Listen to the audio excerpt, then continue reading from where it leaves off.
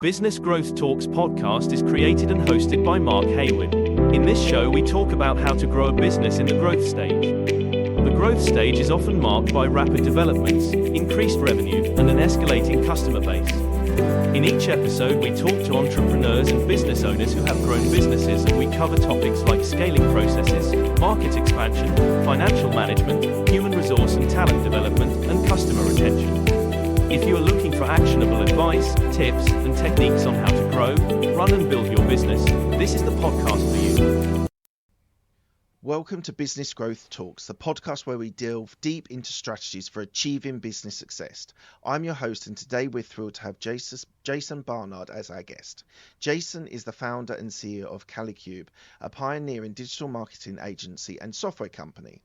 Known as the brand SERP guy, Jason has unparalleled expertise in mastering digital brand presence. With over 2 decades of experience, he helps businesses future-proof their digital search strategies, ensuring that there's not only appearing predominantly on Google, but also having a compelling and authoritative brand narrative. Beyond his digital marketing prowess, Jason has an eclectic background, including being a professional musician, songwriter, screenwriter, and even a cartoon character voice actor. His multifaceted career reflects his creative and analytical strengths, making him a unique and inspiring figure in the business world. Today, he'll share his invaluable insights on business and how they can be effectively managed online and harness the power of search engines to growth and success. Let's deep dive into this enlightening conversation with Jason. Hello, Jason. How are you today? I'm absolutely fine. Thank you very much. It's delightful to be here, Mark. Thank you so much for joining me today. We are going to go deep into your domain. I think it's an incredibly important area, and I think we're going to have a great conversation, so I'm very much looking forward to it. The first question I ask all of my guests is, what does a business mindset mean to you? I think what I find is that it's a very strong desire for independently moving forwards in one's career. So that maybe the first thing to think about is saying my business mindset is I don't want a boss. I want my own company. I want to run it the way I want to run it. And I'm going to move this forwards through time. Then you have the question of what am I going to do? So part of the business mindset is having a clearly defined product or service or business strategy. That's something we've struggled with at Kalicube, and it's made Kalicube the hardest company for me to grow of the 3 that I've had. This is my 3rd company, and it's been the most difficult to grow because it was the least well defined by me. So let's just talk about the independent side of it. So did you not really enjoy bosses? Because I didn't really enjoy bosses. I didn't realize for a long time. So my audience know I was in corporate for 14 years, and I had good bosses. I had also difficult bosses to deal with, but it wasn't until maybe halfway through that period that I decided that I wanted something different, and I wanted to have a little bit more independence and a little bit more directing my own ship as such. What was your driving factor of wanting to run your own business? I didn't like my teachers at school. Okay, so you go all the way back to your teachers, right? You've got 14 years of experience. I haven't even got 14 days of experience as a member of a team in a company. I've never had a real job. I've never had a job where I was employed full-time to do anything by a boss. So I moved from my degree in statistical analysis and economics straight into a music group called the Barking Dogs, playing punk folk music. Nobody wanted to sign us as a music artist or for tours. So I just created my own company, and I went out and did it myself. That was in 1991, after playing in the street for 2 years. And so that was it. I don't know what it's like to have a boss. That's interesting, yeah. And were you into independent music? Were you into indie music? I was a punk when I was at school. But punk, what was it, punk folk? Yeah. So that's almost a disagreement in itself, that you've got punk folk. Please explain a little bit more. Explained a little bit is that the punk scene in the UK was very strong. And I moved to France. And in France, there were groups like the Mano Negra, the Negres Vertes, who created a whole genre of music, which was taking folk instruments, double bass in my case, mandolin, violin, accordion, and playing folk music very punk, or punk music very folk. Right. And it's not punk directly, but the Ace of Spades by Motorhead, we played a folk punk version of that with violin, mandolin, drums and double bass. And it sounds incredibly huge, probably not as huge as Lemmy and Motorhead, but it gives it a completely new angle. And so punk folk makes sense.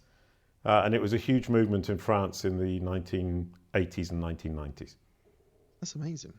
Thank you for telling me about that. Tell me one thing about your upbringing which reflects on who you are today. My mother left when I was very small, leaving me with my sisters to be brought up by my father in a deserted farmhouse in the middle of the Yorkshire Moors, 6 miles from the nearest town, and no friends. And that, I think, made me independent and very able to motivate myself day after day. So when you're a lonely kid in the middle of nowhere, not only was it 6 miles away from anywhere, it was a cul-de-sac. There was nothing beyond us, just the Yorkshire Moors. And that taught me to organise my own time, make my own entertainment, build my own games as a child, which I think has helped me enormously in building my own companies as an adult. So do you think that people are very proud Yorkshiremen? Are you a very proud Yorkshireman to have that part of your heritage and part of makes you as a person, or not so much? No, not at all. It was in Yorkshire, but it could have been anywhere. It was just the isolation. I think Yorkshire is not a place I would have chosen to be brought up in if I'd given the choice. I'm terribly bouncy, cheerful, full of fun and joy and enthusiasm, and Yorkshire doesn't encourage vibe with that. Really? No, but that might also be why. It might be like the punk attitude, the counter attitude to what I was experiencing day in, day out. So maybe I can thank Yorkshire for the character I've got because I was being a punk and I was doing the contrary to what was expected of me. So in your early career, you were a musician and a screenwriter. Firstly, how did you get into those things? And secondly, has it helped your approach to digital marketing and entrepreneurship? Yes, it has helped enormously. How did I get into it is, in the first instance, I moved to Paris for love. That didn't work out. Some friends of mine said, do you want to join a band? I said, yes, I can play guitar and I can sing, because I'd been in a band in Liverpool at university. They said, we need a double bass player. You can only join the band if you play double bass. And I didn't play double bass, so I went and bought a double bass. And they gave me 30 days to learn it. In 30 days, I learned to play the double bass well enough to get into a punk folk band, which is basically good enough to stand on stage smiling, looking like I know what I'm doing and hitting the thing in time with more or less the right notes at more or less the right moment. But that idea of learning an instrument in 30 days, that's an incredibly difficult and challenging. And I understand you might not have been the best double bass player, but you were able to still be in a band. And as you say, it looked like you knew what you were doing. But that whole learning experience of those 30 days, did you find them stressful in your early life, or was it something that you embraced and you wanted to just achieve it? That's an interesting question. I didn't find it stressful because I believed I could do it. And that belief I can do it comes from a very naive enthusiasm and positive belief in, if I really try, I can get there. I can get there to be good enough. And I didn't think I was going to be a great double bass player. It turns out I'm actually quite a good double bass player, but that's luck rather than anything else. They could have given me the penny whistle or the harmonica and I would have been a very second-rate penny whistle player for the rest of my life. But it turns out I was lucky. They asked me to play an instrument that I turned out to be very good at. Piece of luck, but if they'd said the penny whistle, I would have learned the penny whistle in 30 days. Just wouldn't have been my career. That naive belief that I could do it made it not stressful. And how has that helped you with your entrepreneurial career with your 3 businesses? I think it's got me to the point where if I think it's right, or if I know it's right, I keep at it and keep at it and keep at it. And that's one thing about my 3 companies is each company does one thing, and it does one thing incredibly well. And whether or not people want that one thing isn't something that predominates in my mind. I look at that one thing, I think in Kalicube's case, we'll come to that in a moment, I know this is valuable, I know people will want it once they understand it, and I'm incredibly determined to get there. So that determination, naive enthusiasm, optimism, the belief that we'll all work out in the end, maybe stems from that. That first success maybe kicked off the rest of it. It worked once, so it will work every time. Exactly. I love it. Before we get into Kalicube, I want to just ask about France. So the question was, why did you move to France? But I understand you moved for love, which is, even though it didn't work out, is a very inspiring idea. But how do you think the French mindset has influenced you as a person and in your business? Somebody once told me that at school in France, generally speaking, teachers won't get you to stand up in front of the class giving a presentation. They won't have debates. They will have very much the teacher talking to the students, writing it down, repeating it, approach to education. And that means that in France, public speaking, standing up on stages is less natural than perhaps in other countries, which means there's more opportunities available. So potentially that's something that's given me more visibility because I've had more opportunities and I've been able to seize them because there's less competition. And are you fluent in French? Bilingual, to the point at which completely. When I'm speaking, if you ask me in the middle of a sentence which language are you speaking, I would have to think about it. That's amazing. You're not converting from English to French every time you're having a conversation. No. That's amazing. Somebody once asked me which language do I dream in? And the answer is it depends who's in the dream. Okay, let's get into Kalicube. So how does it start? Sorry, we've missed a spot, is that I moved from music into children's media. Oh, okay. Because after the band split up, which is that famous phrase that you get in films like Spinal Tap, the band split up and you don't know what to do. And I decided to make children's music because in the band, we had long discussions in the van. You'd do 100,000 kilometers a year. So that'd be like 150,000 hours sitting in a van with 4 people you don't particularly like. Just talking because you've got nothing better to do. And one of the conversations was, what's your nightmare gig? And they would all say, playing in front of 100 small children. And I, being in a punk folk band, couldn't say that I actually thought that sounded like a lot of fun. So I kept my mouth shut. But as soon as the band split up, I created music for children with the intention of playing that nightmare gig in front of 100 small children. Tried to get the record deal. Once again, couldn't get a record deal. And so I created a website. And created the website to prove to the world that this pair of characters, Buwa and Kuala, who sang songs and generally had a good time in a storybook, could be a success. And I learned Macromedia Flash at the time, created a website, created games, songs, music, activities for kids and stories. And the site grew to 1 billion page views in 2007. In just 1 year, 2007, wow. 1 billion page views. And 200 million of those came from visits from Google. So when that fell apart, when that group split up, I thought my next career is going to be getting search results for corporations in Google, basically repeat what I'd managed to do with these 2 cartoon characters for corporations.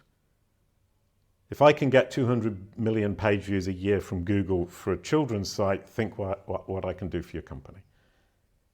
And that's what then segued into Kalicube. Sorry. And that was the inspiration. So it's 2015. Why did you? Is that the reason you decided that you wanted to move towards the business arena, and using SEO and Google to be able to get more visibility for people's businesses? Yeah, that was it. I switched from the children's media company because my business partner was a real business person who took it as a business, and I took it as this fun project.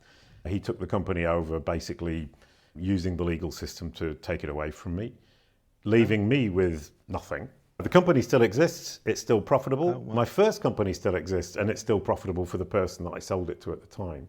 So I have now 66 years combined corporate experience, although I'm not in the other two companies.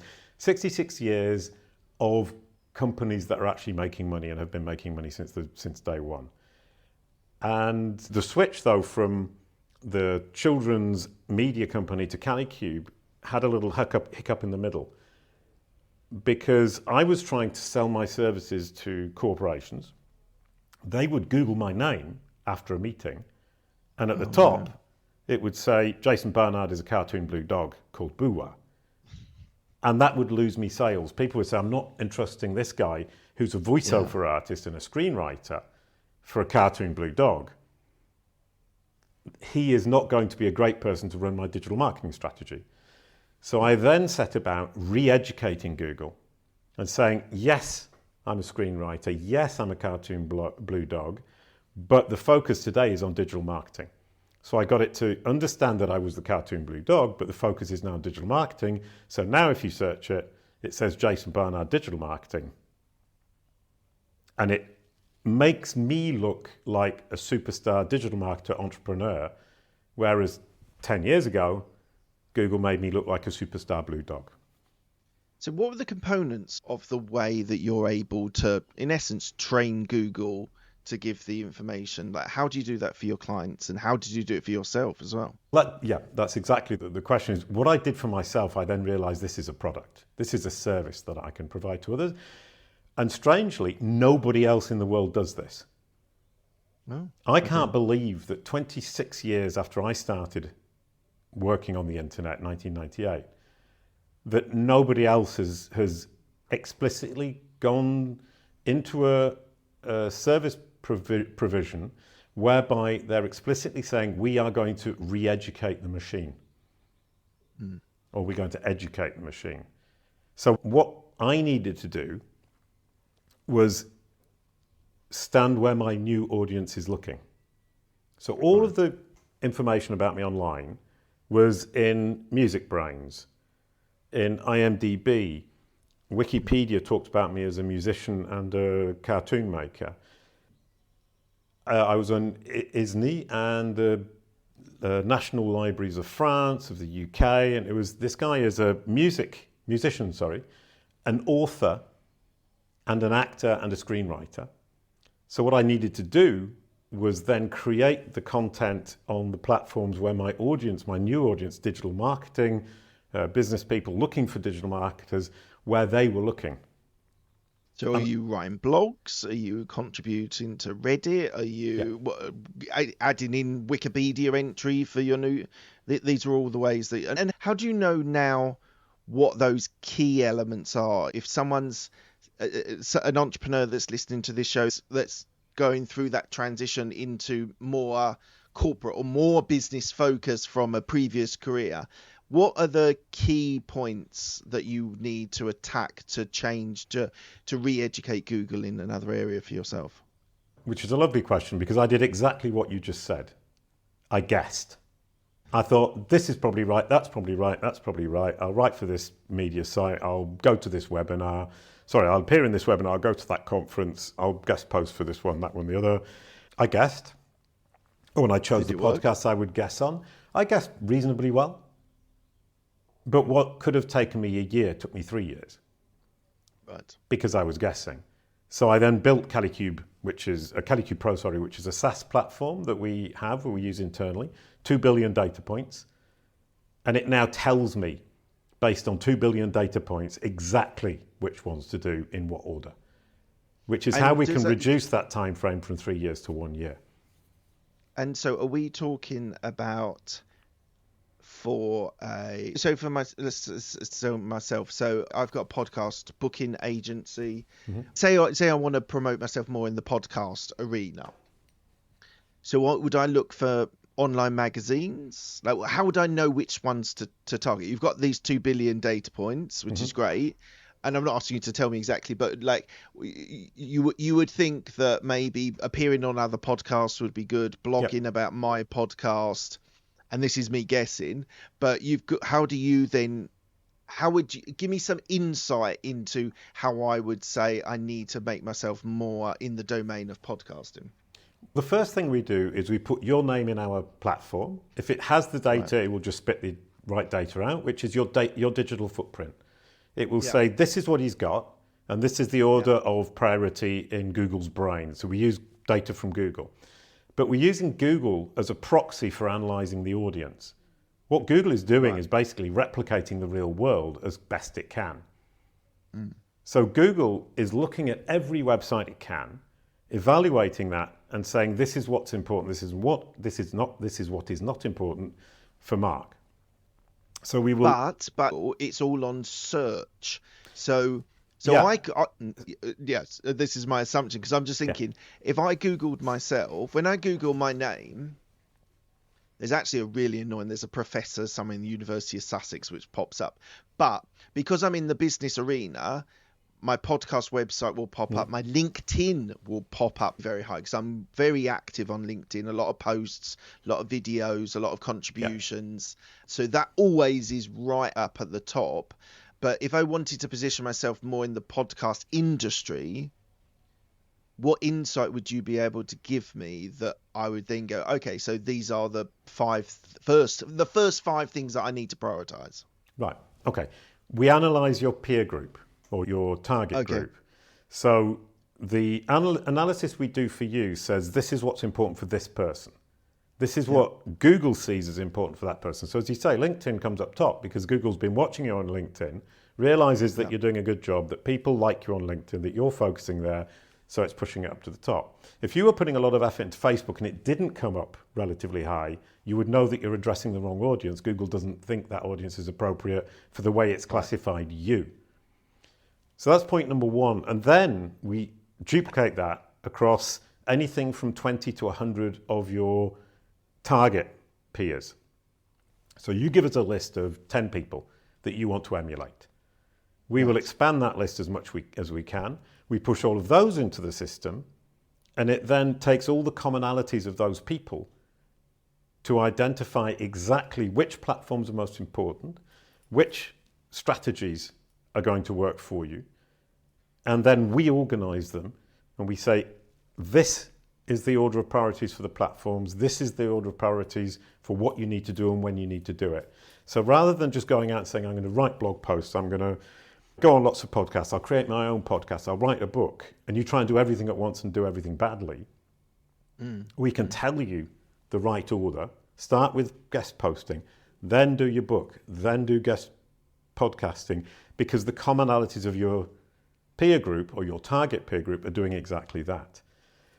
And it's not any individual competitor or peer, it's the commonalities of a group, which means that what we're doing is using Google's data to identify the common behavioral patterns of a specific group of people that you want to belong to.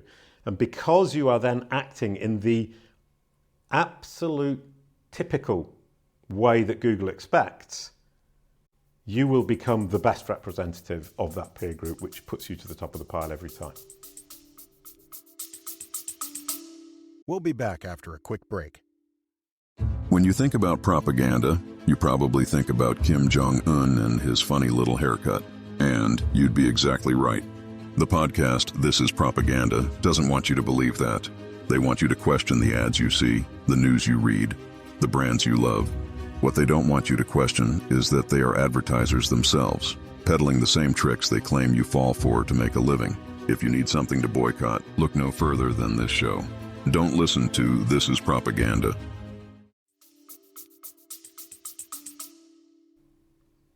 And you actually said before we clicked record that you actually found my show through Kalicube. So what did you do to find me? I was initially a musician in Google's brain. Then I pivoted to become a digital marketer. So I pivoted its understanding of me to become a digital marketer by standing in all the right places, doing all the right things, accompanied and working with the right people.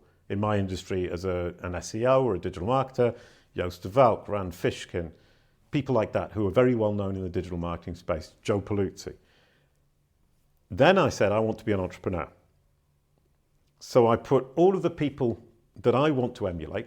I've got 1,000 because I'm the boss and I'm allowed to put more in for me than I do for other people. Love it.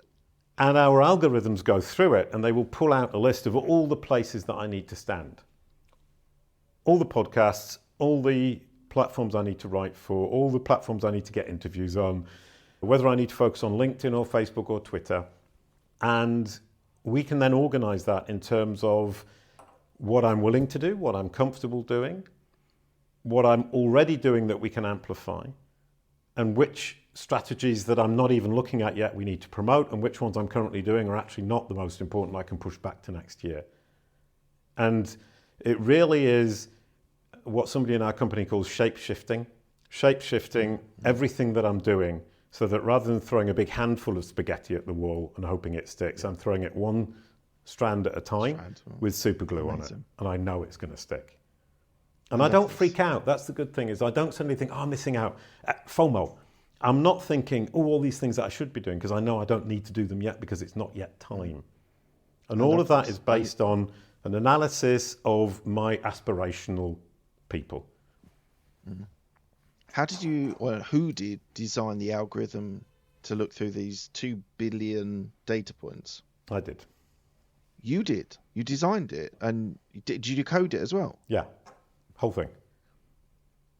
Wow. So you're now fourth pivot. You're also a software developer as well. I developed the software in 2014, 2015 when I created the company. Once I'd got the software to a point at which I thought it was useful.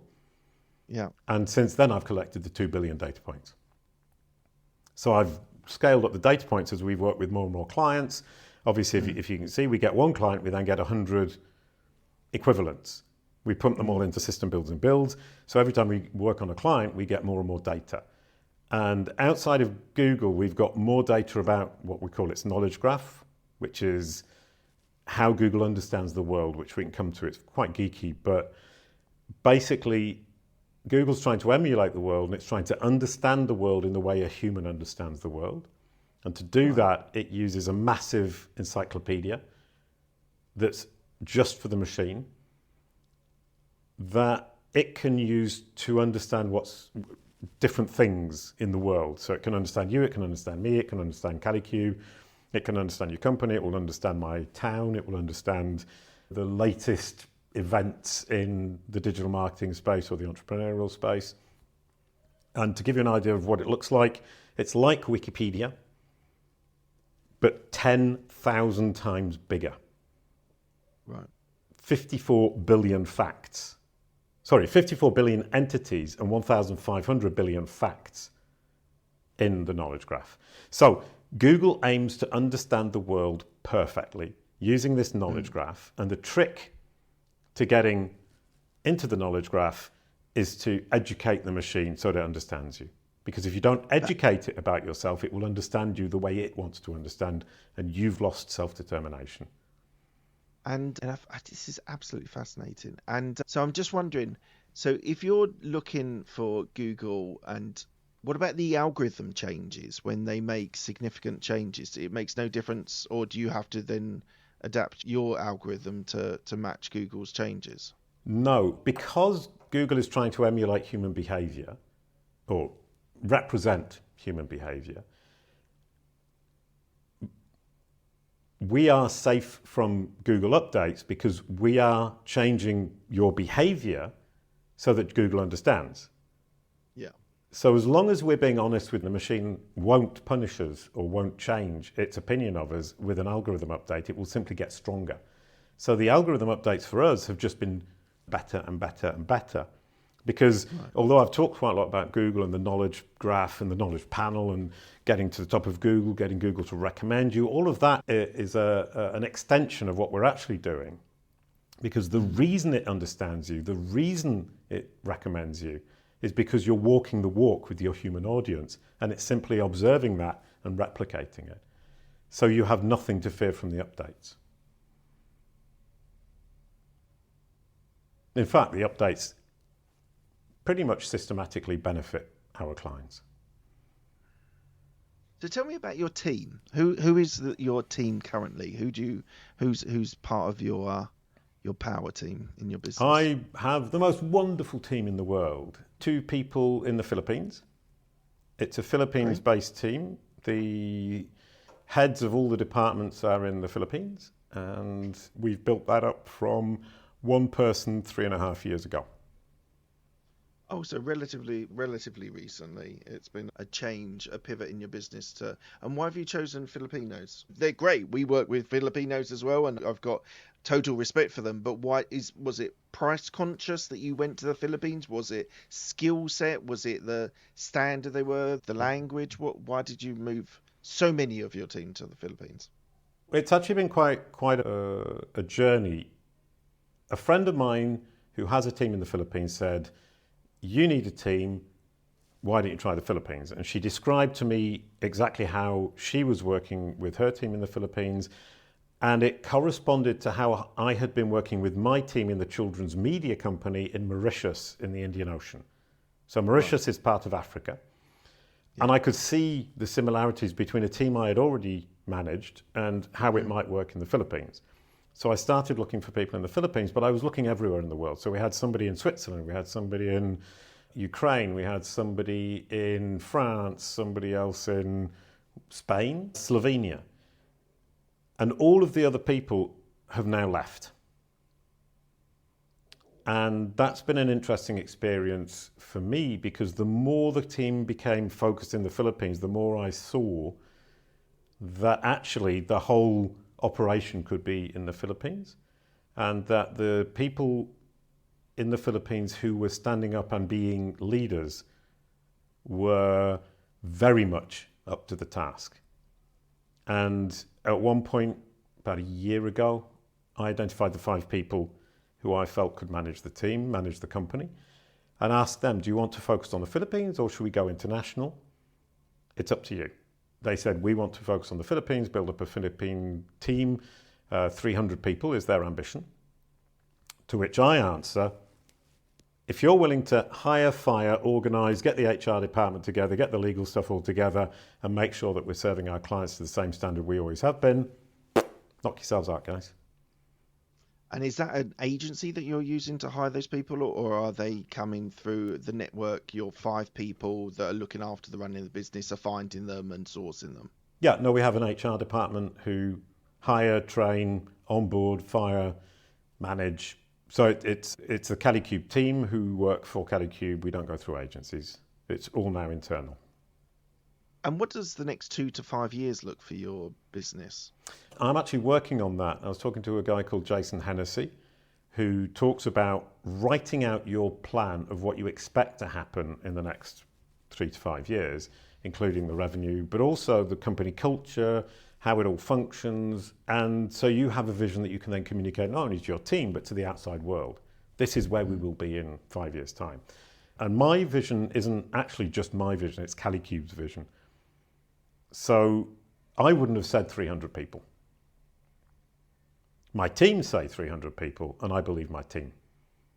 If they can do it, then that's what we'll do. So my vision for the future is very much based on the ambitions of my team rather than my own ambition. And what about the marketing strategy? Obviously you're leveraging your own product to get you out Absolutely. there. What's your views on Google Ads? What's good, bad, right thing to do, not the right thing to do? It can be a great part of the strategy, and we'll certainly implement it. But our marketing department right now is completely built around my own process. I call the process the Kalicube process. And it's a process of marketing either for a corporation or for a person based on our 2 billion data points.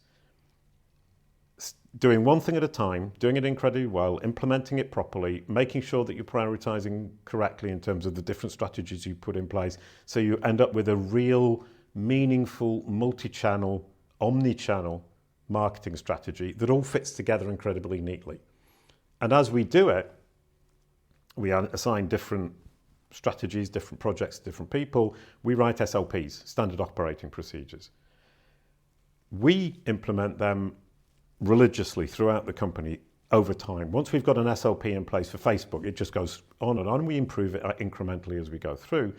But we create an SOP for us that we then turn into a vanilla SOP that we enrich with the data from our data set and provide to our clients. So when we say to a client, focus on LinkedIn, we give them an SOP based on our success, vanillaed, enriched with data that's specific to them, and we know it will work for them. So we're creating our own product with our own marketing, which is delightful. Yeah, it's an amazing model. And you're looking to work with mainly corporates, did you say? Or would you work with solopreneurs? Yeah. Businesses? Anybody who has a need of building a huge personal brand. So, in fact, not even a huge personal brand. Anybody who's interested in controlling how the world perceives them. And how the machines, ChatGPT, Perplexity, Google Gemini, Bing Copilot, the search engines and the assistive engines like ChatGPT is an assistive engine, how they represent you depends on how the world perceives you, or at least how they perceive the world to perceive you. And so the entire strategy is based on control, understandability. How do your audience understand you? How do the machines understand you? Credibility. Do your audience believe you're credible? Do the machines think you're credible? Deliverability. Do you have the right content that demonstrates that you have the solution to your audience? And are you placing it in the right places for that audience at the right time, in the right format? The machines will then have, with that deliverability, the right content in the right format for the right people at the right time in the right places to then start to include you in their results more prominently. You become ubiquitous in the results. But at the end of the day, if you take a step back, you then become ubiquitous in two different phases or two different ideas, research and search. So a lot of people talk to me about search engines and assistive engines. Research includes going to YouTube, going to Forbes, going to Search Engine Land, listening to this podcast. It's part of that research process. And then people will go to Google or to Perplexity or to ChatGPT, and they'll start to search around the topic or ask these machines about the topic. And my aim is that when they're researching or searching, I keep popping up. This red shirt becomes omnipresent, becomes so visible and so regularly appearing that people think he must be the guy to sort this out for me. And what's the advent of ChatGPT? I know ChatGPT are now linking with Copilot, and so they are getting into search. Although when I heard a podcast with Sam Altman, the CEO of OpenAI, he said we are not, and he repeated, not building ChatGPT into the new Google. It's not just going to be a search engine. So how are you adapting, changing your data points when it comes to ChatGPT, where versus the more traditional, how can something that's only been around a short period of time, but the traditional Google methodology, how are you adapting it to ChatGPT? We track 150,000 corporations and people. Every month we track a huge data set who aren't our clients. And we track them in Google Search, in ChatGPT, in Perplexity, in Google Gemini. So we have the data to understand how all of these machines understand and represent all these 150,000 entities. So the 2 billion data points, I often talk about Google, but it's actually now, let's say, 2.5 billion, and 500 million are from ChatGPT, Perplexity, and Google Gemini. So where do you see that? We're well up on the game. Sorry, excuse me. No, absolutely. Where do you see this technology going? Where do you see Kalicube going? Because I know you said about the next 2 to 5 years, but I'm just interested, like in this type of industry, and you've obviously done incredibly well to incorporate ChatGPT relatively quickly. It has been around a while, but how are you staying ahead of the technological advances? We actually don't need to, because our solution is so foundational and fundamental that the machines are never going to change. We're never going to get left behind, because the machines will not change their approach. The machines are now, all of these machines work the same way. So when ChatGPT came out in Bing a year and a half ago, when ChatGPT came out a couple of years ago, we were already dominating because they all work on understandability, credibility, and deliverability. Do they understand who they are, who you are, who you serve, and what you offer? Do they believe you're a credible solution? Do they have the material, the information from you that allows them to cite you, to introduce you to the conversation? So if we come to ChatGPT or Bing Copilot or Google Gemini or Perplexity, I was talking to Fabrice Canal, who's the product manager at Bing. Bing Copilot is designed for research. It's designed to rebuild your funnel. So what happens is somebody will come into Copilot saying, I'm interested in knowledge panels, which is something we offer. We can build you a knowledge panel on Google. Bing Copilot, ChatGPT will start to give you information about knowledge panels and offer you follow-up questions. Little by little, you're going to start to understand a little bit more, and it's going to start citing names of people or companies that are specialised in this. And so it will generally cite me or Kalicube. If you then say, give me the names, so I've been introduced to the conversation at the top of the funnel when somebody's researching awareness stage, let's say, in the funnel. Then we get down to making a choice, consideration. Somebody's going to say, who shall I start talking to? And it will list names out. The idea there is to become one of those 3 or 4 names they will mention. If you want a knowledge panel, talk to Jason Barnard, talk to Reputation X, talk to another company. And then you get to the bottom of the funnel, which is, which one should I choose? And Fabrice Canal at Bing talks about the perfect click. The perfect click is that click when somebody clicks on the link, goes to your website and buys. So they're creating the whole funnel, awareness, consideration, decision on their platform. You need to get that whole funnel right, which is what we do. Because if you think about the bottom of the funnel there, which one will it choose to tell you to click on? It will choose the one it understands the best. So understandability is that last click. Credibility is that consideration phase, and deliverability is the awareness phase. Do you have the content to deliver? Can they deliver your solution at the top of the funnel when you're looking at awareness? Is it interesting? Is it complete? Are you going to be regularly cited? When they ask the machine to narrow it down to 3 providers, are you in the consideration phase in the brain of the machine? Once they say make the decision, are you the best understood? Are you the one that the machine is most confident in? So we've built the funnel upside down. We start with the most important, the people at the bottom of the funnel. We could go on this subject even more deeper, but unfortunately we need to move on. Sorry. But thank you. But no. I love this. I think this is an incredible service. I've never heard of it.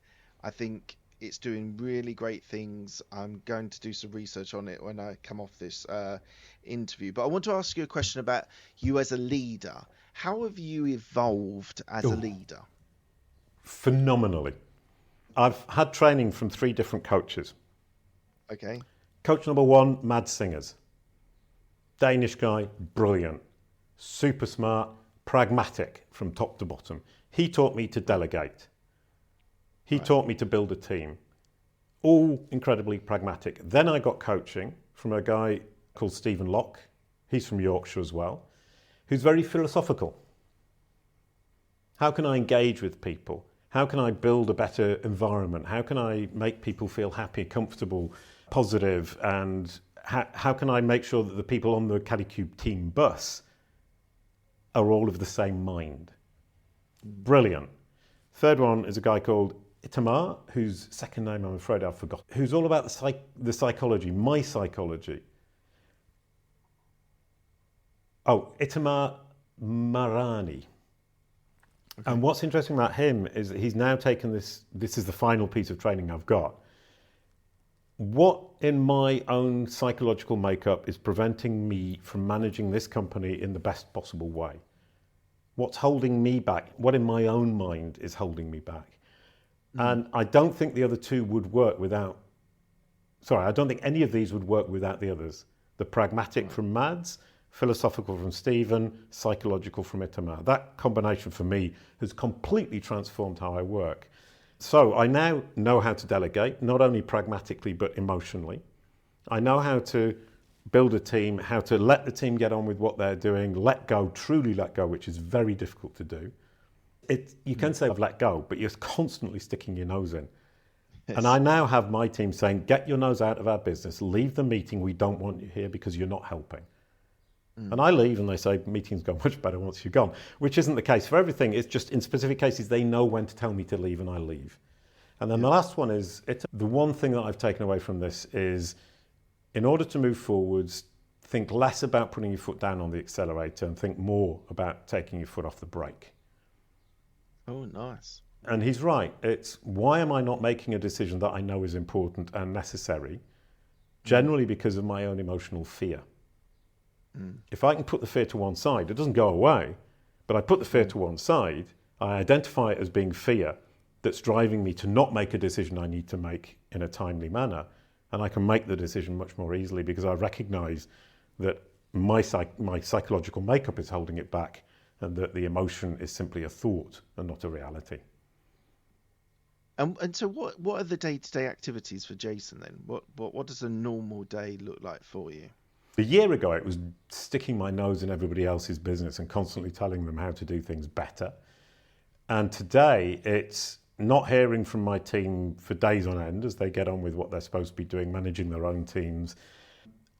My job now is talking to team leads to make sure they're comfortable, helping them, identifying with them what they need to do and trying to help them or coach them to better manage in the way that I've learned to better manage. Identifying resources and resource allocation on a company-wide level, not on a department level. Networking with people in the industry at conferences. I was in Estonia last week, doing lots of networking with lots of people. That is incredibly well invested time. Getting my personal brand and the company brand out through things like this podcast, writing a book, making sure that we are present as much as possible at the top of the funnel in the awareness stage. We are credible in the credibility phase, and we are understood by both our audience and the machines in that decisionary phase. And the last part is collecting data from Google, ChatGPT, Bing, Perplexity in our huge, enormous database that I built and making the algorithm that I've written better for actually identifying even more precisely exactly what needs to be done and when. And we also track Google's knowledge graph, which is, as I said, Google's understanding of the world. That's giving us right now a lot of data that we never expected Google to release, and I'm not sure they know they're releasing it. I think it's a leak in their data, so I'm collecting as Something much as I came can. out last week, didn't it? Something came out last week on a Google leak, wasn't there? Yeah, I've written a couple of articles about it, but that was a leak in the documentation. I'm talking here about an additional leak that they haven't seen yet, which is data. Okay. And that allows us to pinpoint. My algorithm was very good. I would say 85% accurate. With this extra data, we're hitting 95% now.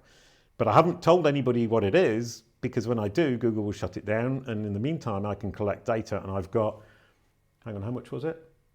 200 million data points in a month and a half. Wow. So I'm hammering Google's APIs to get as much as I can before they shut it down. Amazing. All right, we're coming to the end of the interview. I asked the same 6 questions to all of my guests. They're quick-fire questions. They don't need a quick-fire answer. Okay. The first question is, what's the best decision you've made? Hiring coaches. How did you select the right coaches? Like, how did you find them? I met Mads initially at an event, and I started talking to him, and he seemed to me to be somebody who was talking a lot of sense. So I started working with him. Stephen, it was somebody who reached out to me, and generally speaking, I wouldn't engage with somebody who was doing cold outreach, but I struck lucky, and Stephen Locke is absolutely brilliant. And Itamar, it was interesting, I was at another conference, so networking at conferences in real life is hugely valuable. I met him and I didn't know who he was, and we were just talking, and he seemed to me to be, like Mads, incredibly insightful from a different approach, the psychological approach. And it turns out he was a speaker at the event, and he was there to network as well, and he did it. What I liked is that the conversation was organic, and I was already convinced that he was a smart person who I wanted to listen to. And The interesting thing is I've invested $30,000 in my own education just in how to be a better CEO with these 3 people. And $30,000 seemed to me to be a lot of money, but it's already paid back well over $200,000. I was going to say, what have you saved? What have you saved? No, we've made an additional $200,000. And I wouldn't be the CEO I am today if it hadn't been for them, in the sense that truly letting go, truly letting people get on with their job is thanks to that training, because I wouldn't have done it otherwise. Although I can identify specifically $200,000 that I made that I wouldn't have made otherwise, the additional gain in terms of team performance and the future of the team, now that I've let go, is unknown now and unmeasurable, but absolutely huge. And the idea of saying investment instead of price or cost, I always thought it was a way to hide the word price or cost. Now I realise investment is when you pay an amount of money in order to generate a bigger amount of money. And in that definition, $30,000 paid in coaching, generating $200,000 I can identify, is an investment. So when you're working with Kalicube, I tell you it's $40,000 for a year for a personal brand, that's an investment, because we expect you to make significantly more money, a huge return on investment. So I can say to people, invest in the Kalicube process. And I can say it with meaning because I now understand. I've walked the walk and I know what it means. What's the best piece of advice you've been given? I think it's probably the stop putting your foot on the accelerator and take your foot off the brake. It's hugely valuable because it de-stresses everything. And it allows you to work just as hard as you always had, because I think if we're an entrepreneur, we're always working hard, we're always pushing. And if you take your foot off the brake, you suddenly realise you're moving forwards much, much, much faster, but not actually doing anything extra. In fact, I'm probably doing less in terms of actual effort. And I was talking to Itamar a couple of weeks ago, and one of the things he's teaching me to do is remain calm at all times. Right. And he's right. He said, you just seem so much calmer. And I'm so much calmer because I understand psychologically where I'm coming from, and I'm making the right decisions at the right time, even when they're difficult, because I'm now able to identify the emotions and how they're affecting my decision making. Amazing. This question might be a little bit redundant. It is, who's the person that's helped you most in your career? I'm trying to remember his name. A guy called Hans, who taught me to play double bass. That famous 30-day is, if he hadn't done that, I wouldn't have been a double bass player. I wouldn't have been in that band.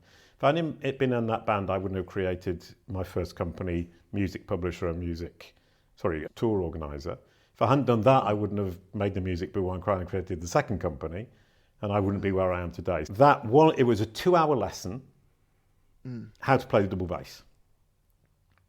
And he taught me multiple things, but one of them was, if you hit it in time, it doesn't matter what note you're playing. If you're smiling all the time, everybody thinks you know what you're doing, even though you don't. If you can stop and start mostly at the right time, nobody's going to pay attention to you as a double bass player. Nobody really cares. And there are only 2 types of people in the audience that you need to think about when you mess up. When you play the wrong note, you think it sounds this big, and everybody's heard it, and everyone's going, oh, how terrible. But there are only 2 types of people in the audience. One, somebody who knows nothing about music, and they've got no idea you made a mistake. 2, the real jazz people who know so much about music that they're going to think you've done something super clever that they don't understand. So they won't dare tell you or ask you about it. Love it. And that gave me the confidence to play that first gig, got me through the first gig. And the rest, as they say, is history. Thank you, Hans. Amazing. Thank you. Tell me about a regret that you have.